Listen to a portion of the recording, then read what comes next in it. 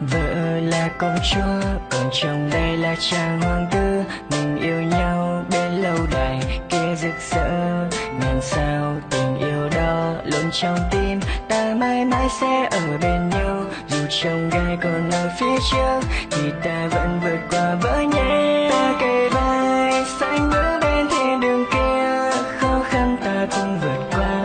Dẫu muôn ngàn chùm cách xa, dù rằng mãi ra làm sao, trong mãi mãi yêu mình và vợ cùng thầy vợ nhé, chỉ yêu mình trong vợ nha.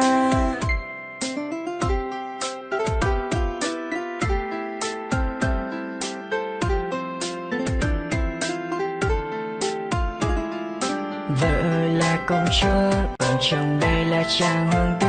Mình yêu nhau bên lâu đài, kia rực rỡ ngàn sao. Tình yêu đó luôn trong tim, ta mãi mãi sẽ ở bên nhau. Dù chông gai còn ở phía trước, thì ta vẫn vượt qua với nhau. Ta kề vai xanh bước bên thiên đường kia, khó khăn ta cùng vượt qua.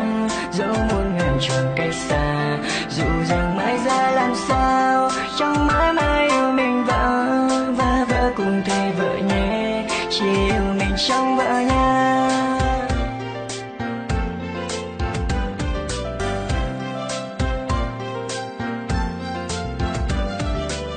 Qua bao năm tháng chúng ta vẫn chung con đường, tình yêu đôi ta mãi luôn đậm sâu, chẳng hề ngại chỉ sóng gió. Khi bình minh tỏa sáng đã hé mở ra, thế gian thêm tươi đẹp hơn, vợ chồng mình là thiên thần.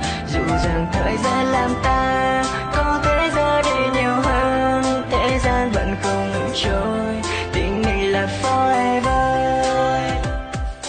Ta là áp này, my life.